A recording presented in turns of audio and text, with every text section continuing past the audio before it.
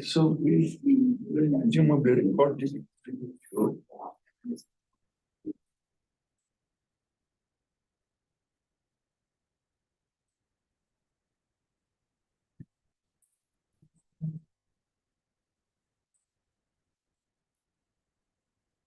Oh, we have to mute probably something.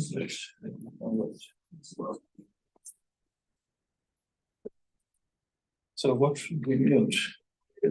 So we not to have this problem. And I was gonna.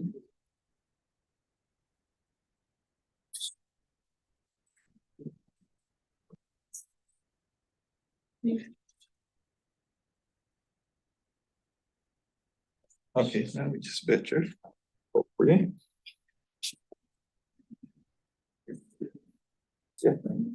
Yeah, allow recording. So always, whoever wants to record is always welcome. Okay, so oh.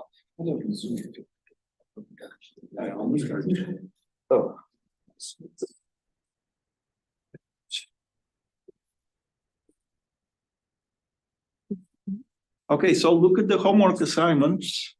One of the problems, there is a question about the direction of the magnetic field. And you have to be careful there because they describe direction with east, west, down, up. And get confused with that.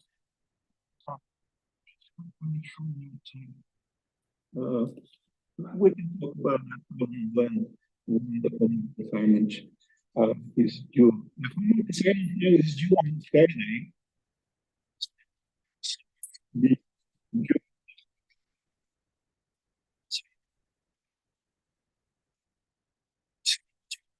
Simple.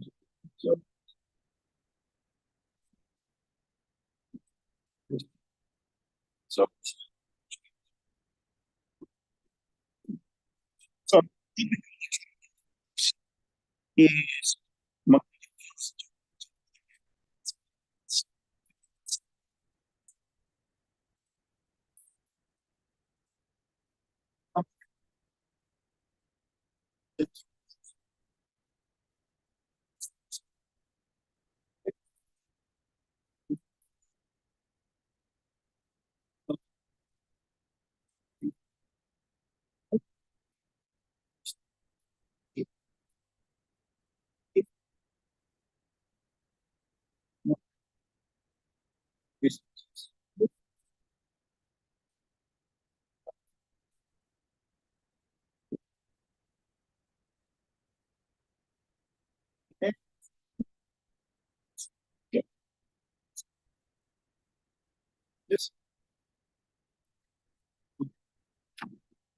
Max.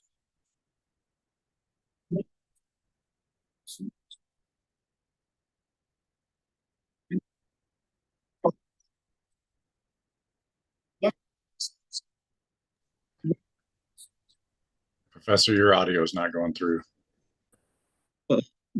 Yeah.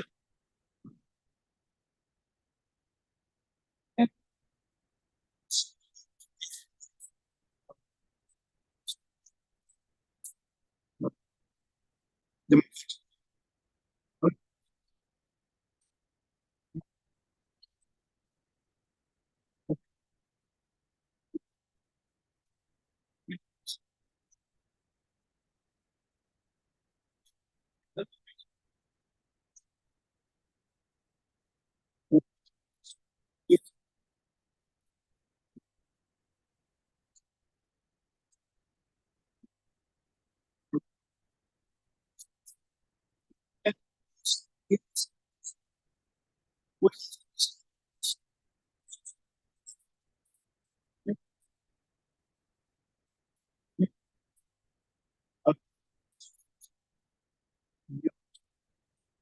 this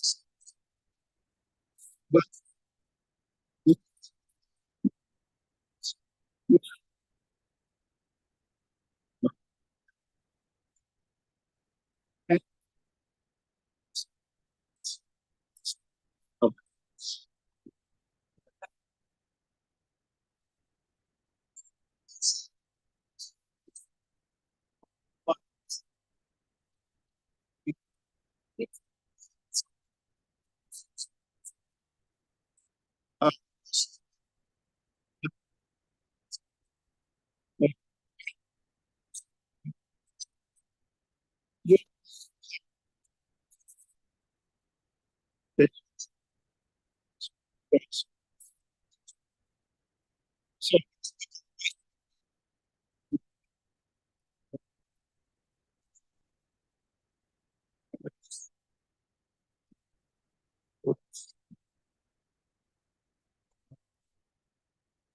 so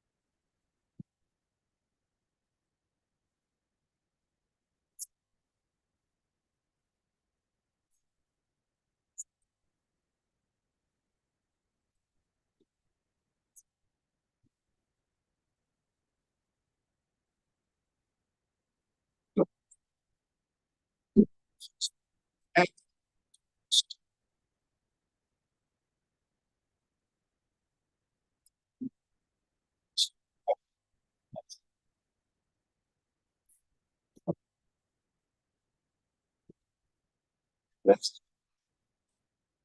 that's uh,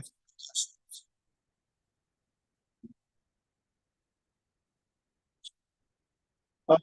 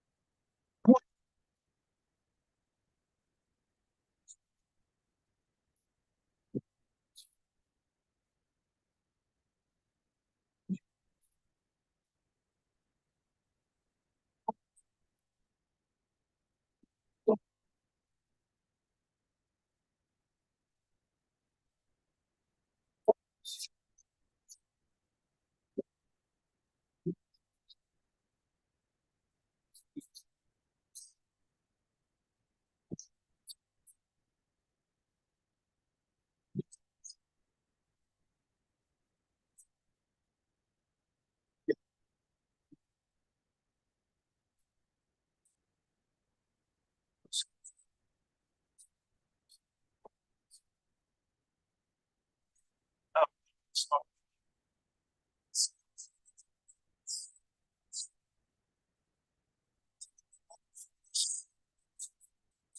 how-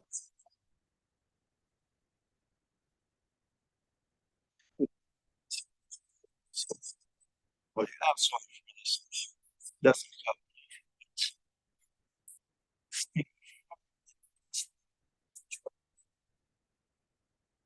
Let's try this. How is it now? It is better. Okay, so let me know if you cannot hear. Okay, so we want to figure out now the magnetic field created by this current inside the metal, inside the wire. We want to determine it for radii smaller than the radius of the wire itself. And we assuming that the current density through this cross-sectional area of the wire is constant. In other words, you have a constant current I, and this constant current I has the same density at any point in the cross-sectional area of the wire. In other words, the current density kappa, let's say, is constant and equal to the total current divided by the area, the cross-sectional area of your wire, which of course is pi capital R squared. Well, how to do that?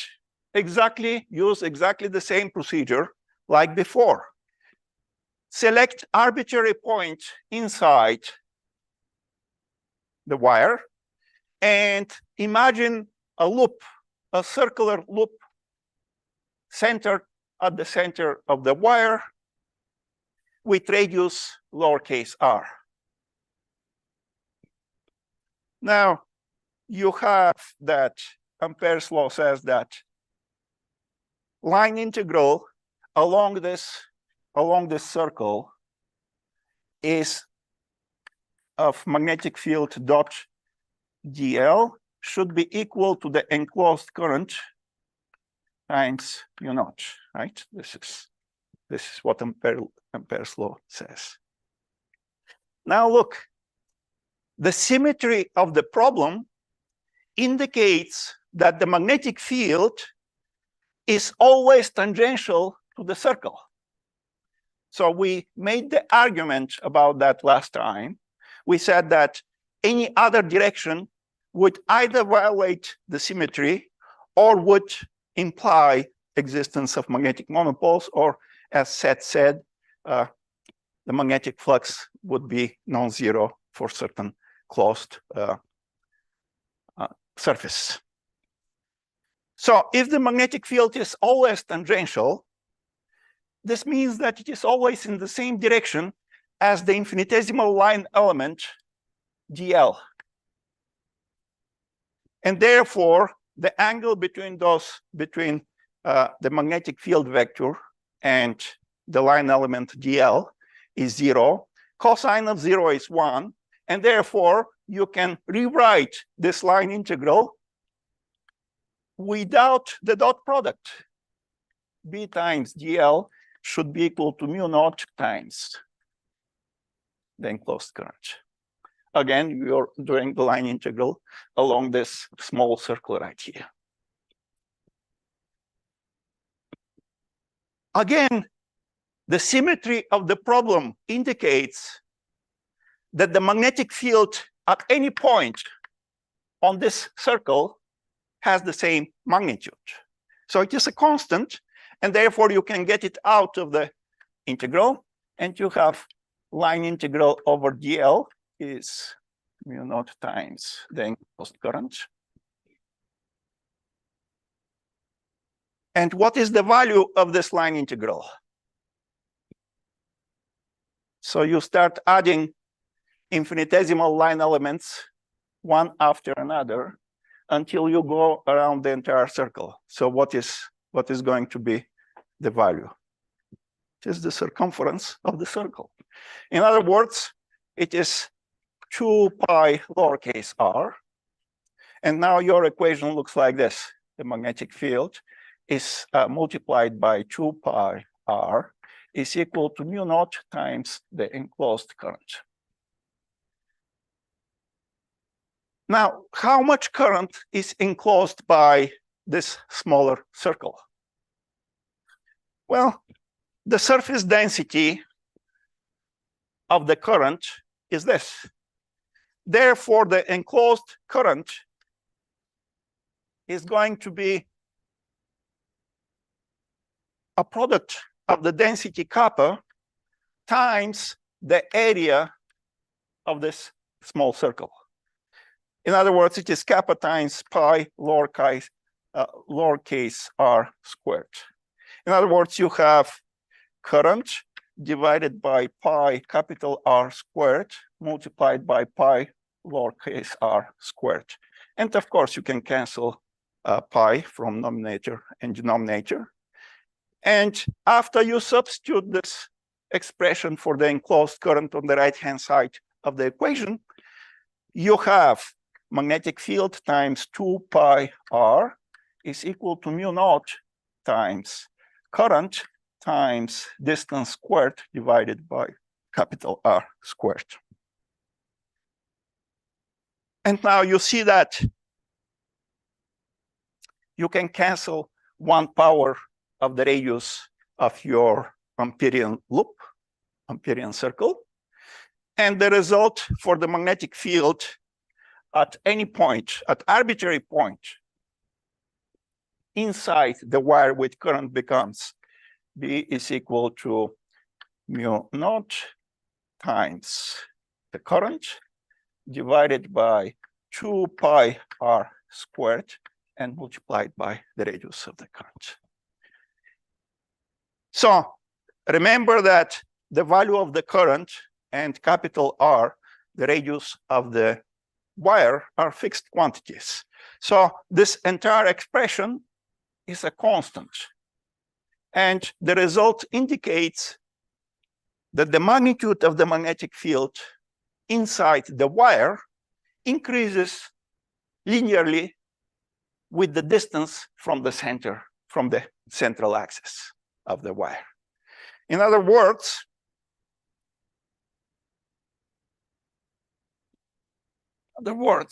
if you draw a diagram of this function, so magnitude of magnetic field on the vertical axis, and here the distance from the axis of the wire, call that distance R. So when R is equal to 0, in other words, when you are exactly at the center of the wire, the magnetic field is 0. After that, it linearly increases with a slope given with this constant up until you reach the surface of the wire, which is capital R. After that, the magnetic field changes and it becomes this expression. In other words, it drops with the distance in a hyperbolic fashion like this. Okay, so let's see questions and remarks. If not, let's give one more example of application of Ampere's law. And that example is related with what we just discussed. Let's figure out. Sorry, Professor, what was the slope again? The slope is this constant in front of the thank you. The radius, right? This is the slope of this straight line over there.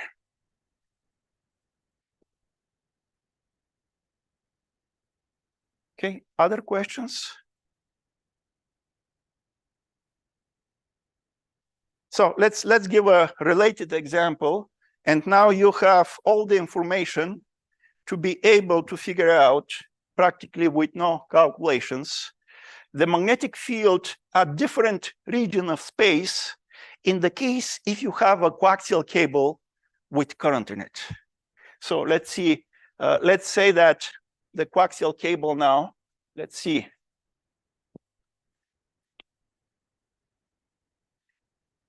Here is a diagram showing what coaxial cable is. It has a core, a metal core, which usually is copper. Let's make the radius of the core R1. And this core is surrounded by metal shielding. So let's make it probably something like this, metal shielding. And let's say that the thickness of this metal shielding is negligibly small. But the radius of the metal shielding cylinder, call it R2, like this. The space between the core and the shielding is usually filled with dielectrics and plastic. So this is what a coaxial cable represents. Now, usually the current is flowing in the core in this direction, and it is coming back through the shielding in opposite direction. So now you have two currents. Let's see if we can figure out what is the magnetic field inside the core, what is the magnetic field between the core and the shielding, and what is the magnetic field outside the shielding. So for inside the core, this should be valid, right?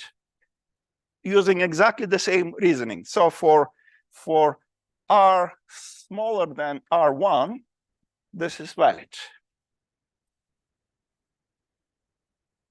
What is the magnetic field between the core wire and the shielding? Well, it has this constant value.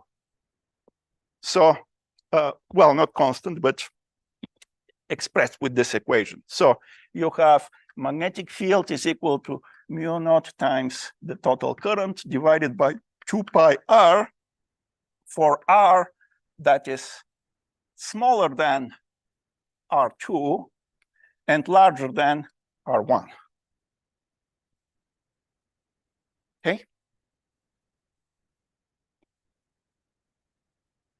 And finally, the final region of space is points that are outside this very long coaxial cable. What is the magnetic field outside the coaxial cable? So think about an Amperian loop that is with this radius. Ampere's law is satisfied. What is the value of the enclosed current? Current enclosed by this circle. You have this current coming in and exactly the same current going out. So you have zero enclosed current. And therefore, the magnetic field outside this coaxial cable has to be zero. So this is why actually, this is one reason why you use coaxial cables when you are working with weak signals. So later on, we're going to calculate the capacitance of a coaxial cable, a unit length of a cable, and also the impedance, the inductance, and therefore the impedance of a cable with given length. Let's see. Any questions, any remarks? So look, the examples that we gave for application of Ampere's law, those examples work only when the system that you're analyzing has certain symmetry. Exporting that symmetry, you select appropriate contour, appropriate line of integration, closed curve, and eventually you're able to calculate the magnetic field. However, in many practical problems,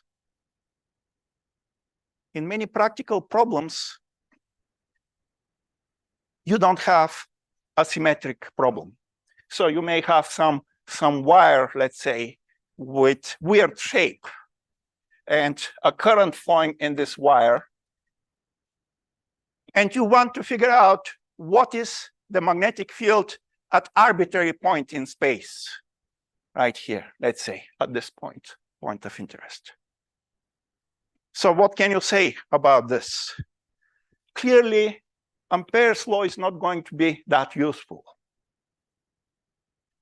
But we have an alternative called Biot-Savart law, and it looks like this.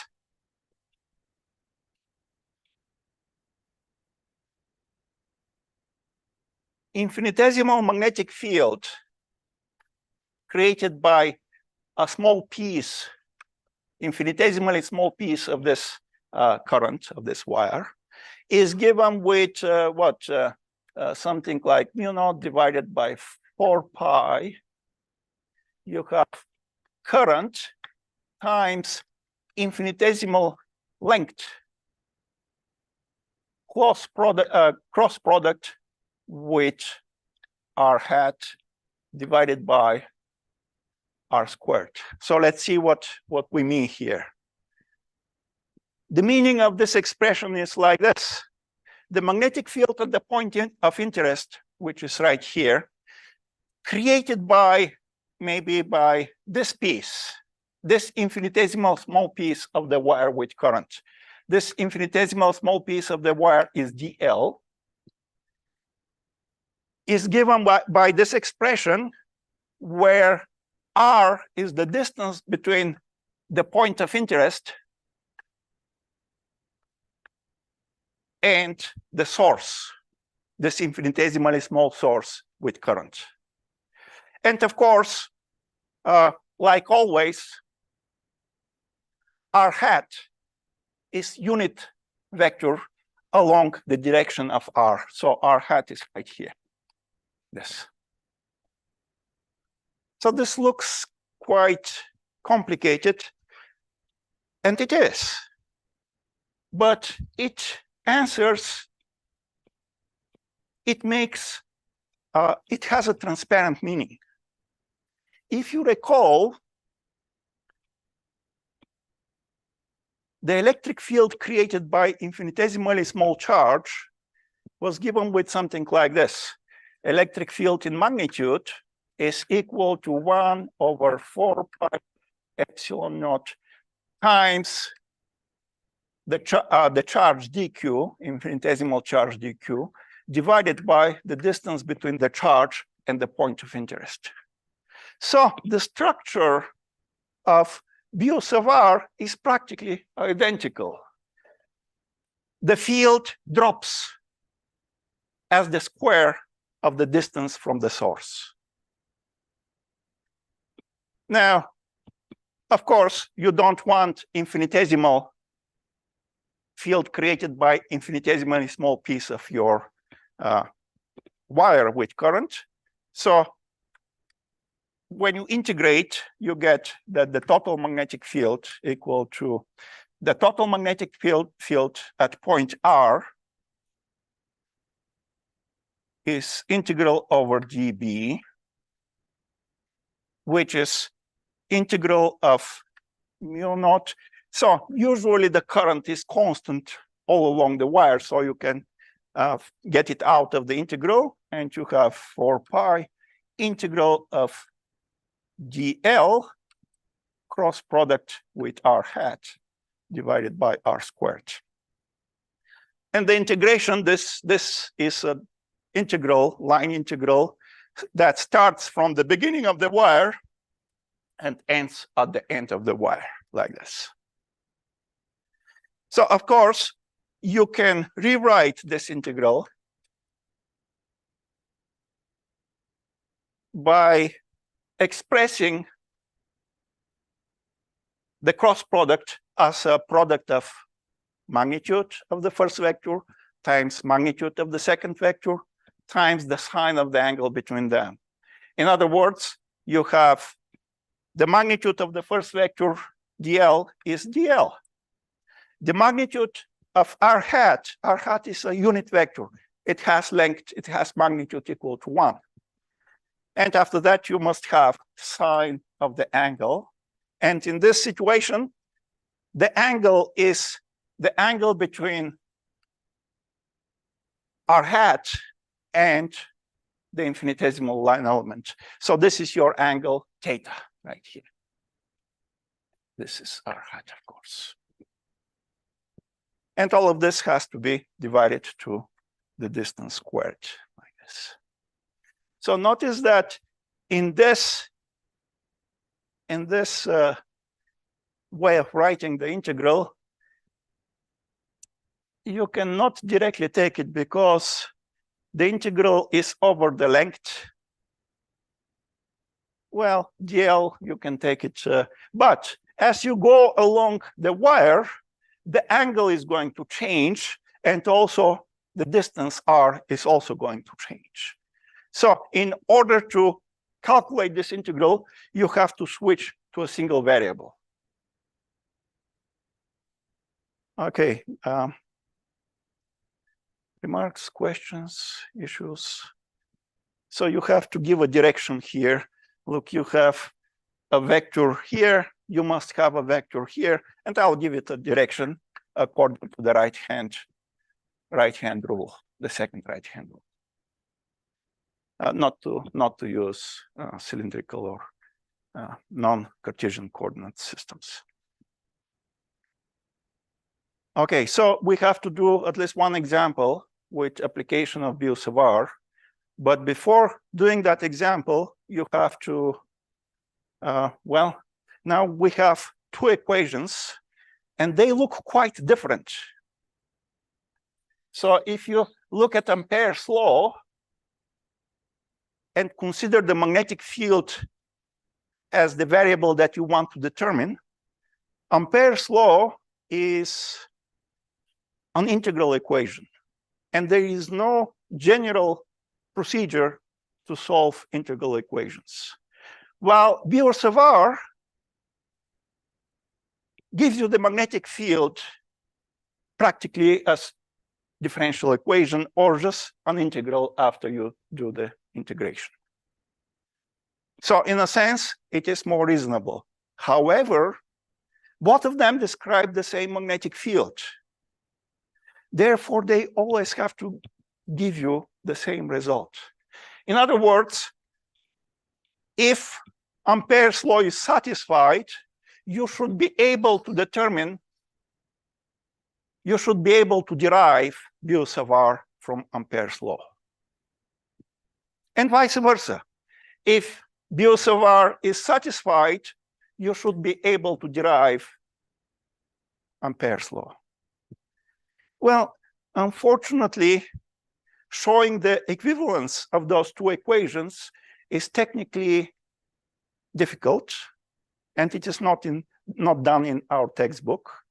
But people that are going to do major in physics are going to have this calculation done. It takes about an hour to show this equivalence, but it is not something that is too difficult.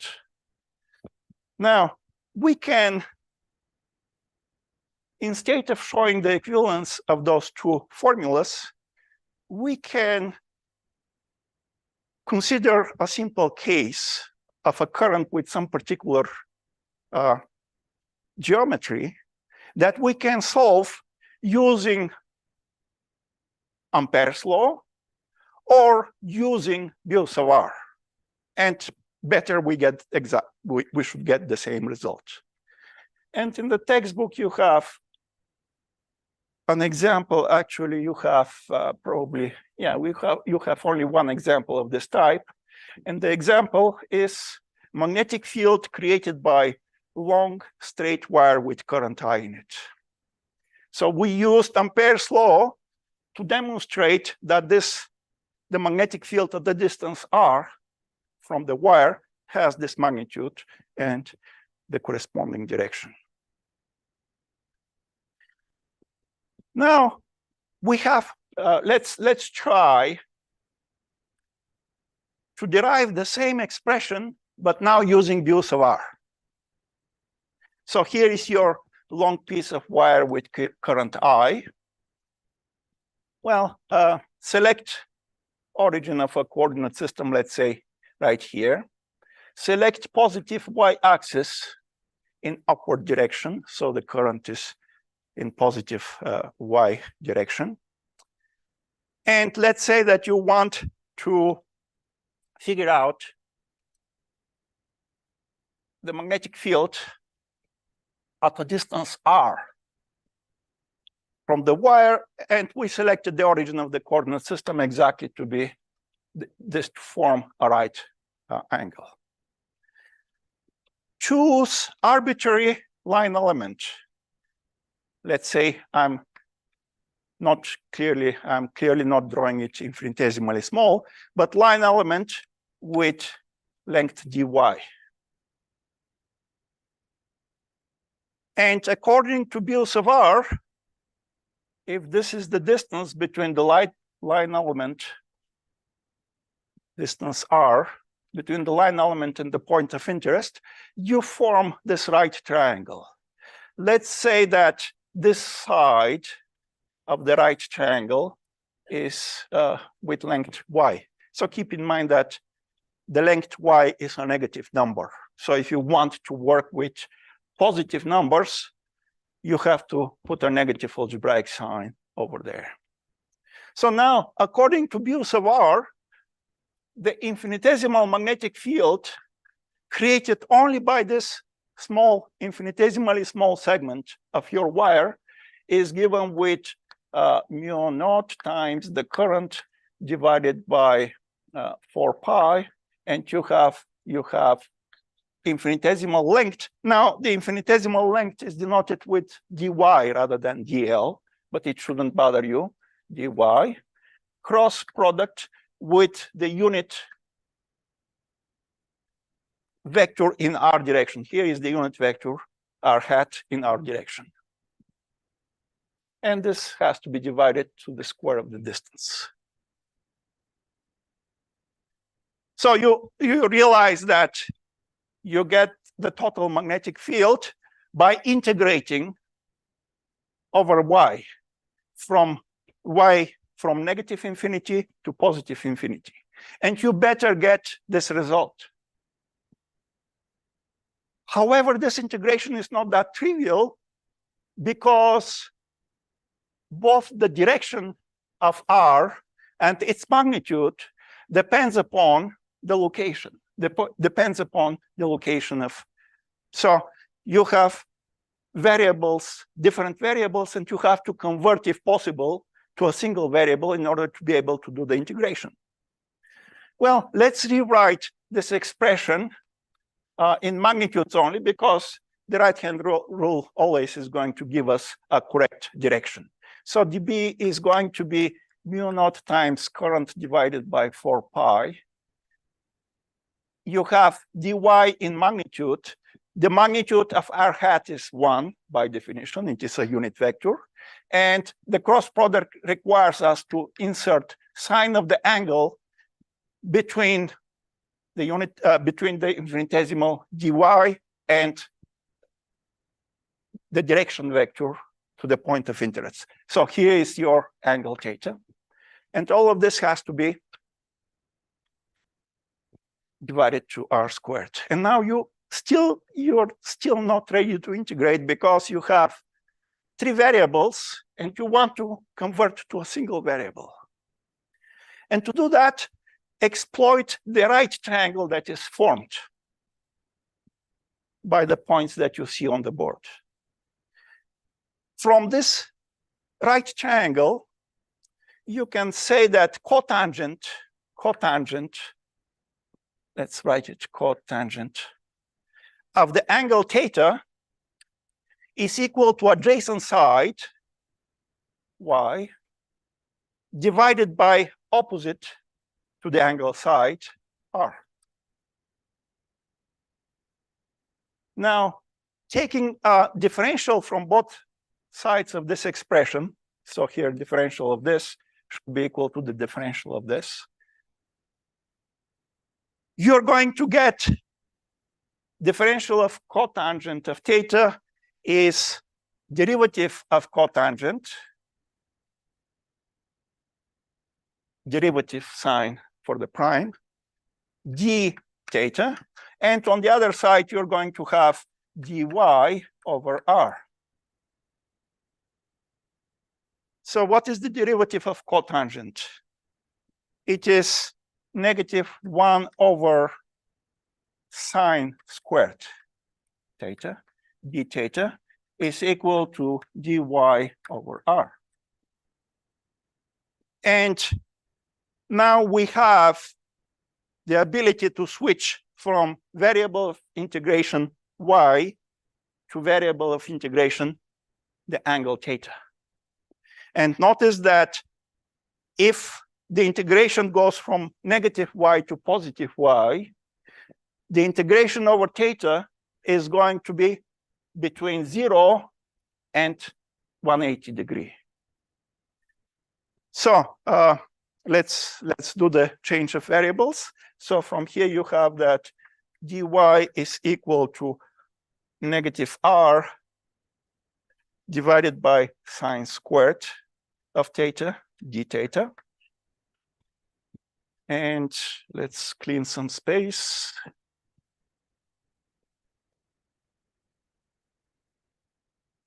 So now you have dB, the infinitesimal magnetic field, is equal to mu naught times current divided by 4 pi. And after that, you have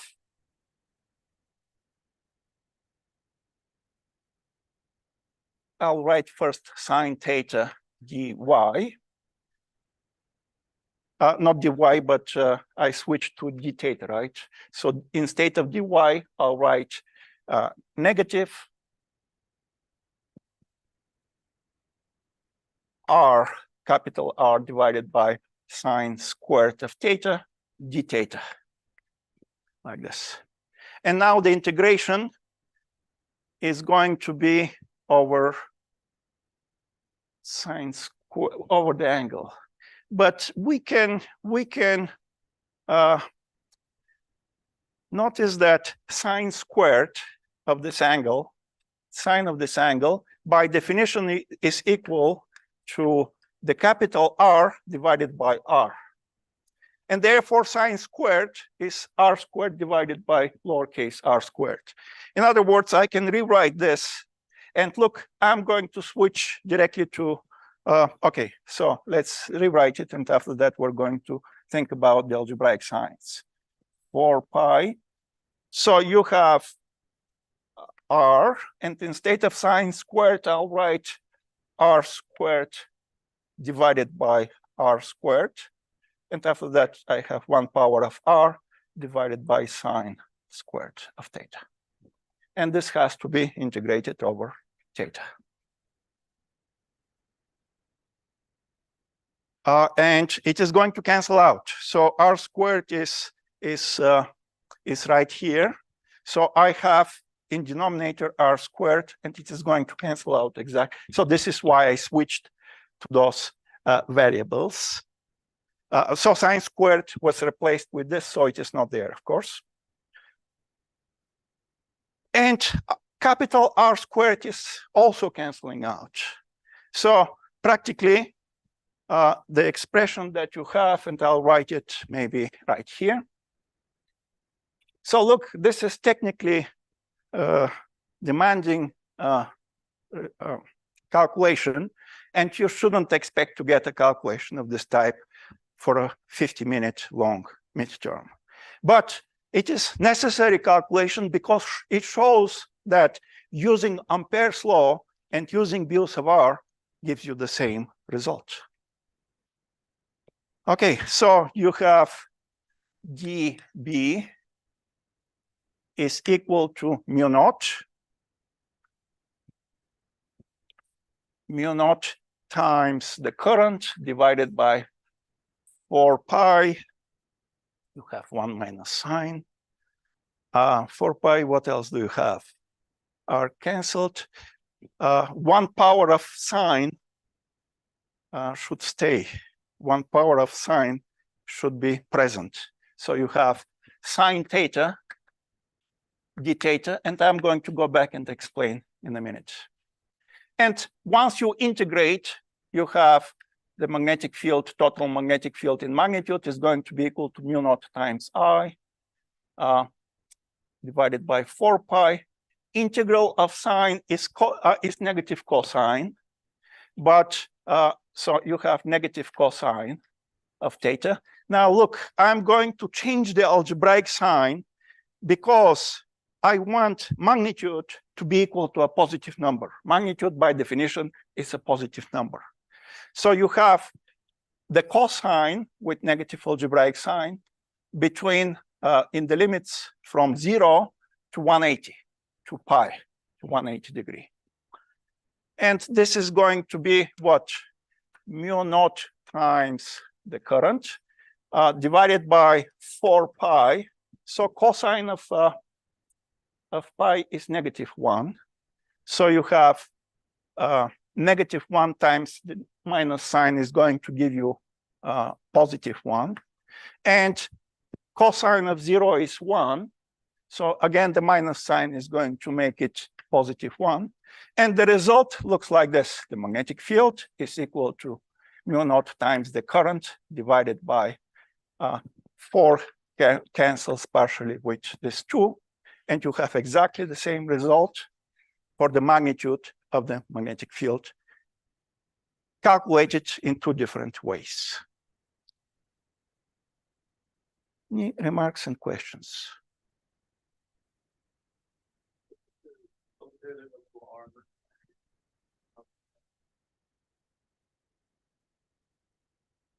It should be here. I canceled. It should be here. Let's see. You have. Well, unfortunately I erased. So let's see. You have r squared here. You have 1r squared here. Yes. So this. So I shouldn't cancel sign, but I should leave it right here in order to do the integration, right?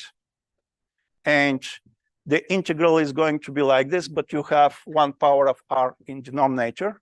And the result, of course, is what you expect, 1 power of r in denominator. So big R, you have it twice, and it cancels out, right? Big R. Oh, the result actually is with this big R rather than. So you have 1 power of r squared.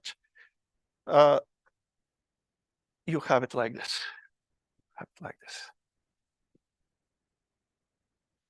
Okay, any other questions and remarks? In the remaining, how many minutes do we have? We have 1 more minute. Look at conceptual question of this type. So you're going to, so I'm going to post the slides like always a little bit later. In questions like this, the vector nature of the magnetic field is what matters. And in this particular question, you have to use only the second right-hand rule. So the magnetic field at point P created by the green current is going to be like this in direction 4.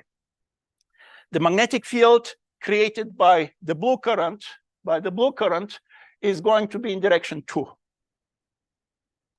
Therefore, at this point, the 2 magnetic fields have the same magnitude and opposite direction. And therefore, the magnetic field created by this pair of currents is 0. So you're going to have, again, I'm going to post, and maybe next time we can talk a little bit about conceptual questions of this type. There are conceptual questions where you have to use the first right-hand rule and the second right-hand rule for the same question. So those can be confusing, and we're going to have examples of this type later on. Okay, so any questions? So look at the homework assignment.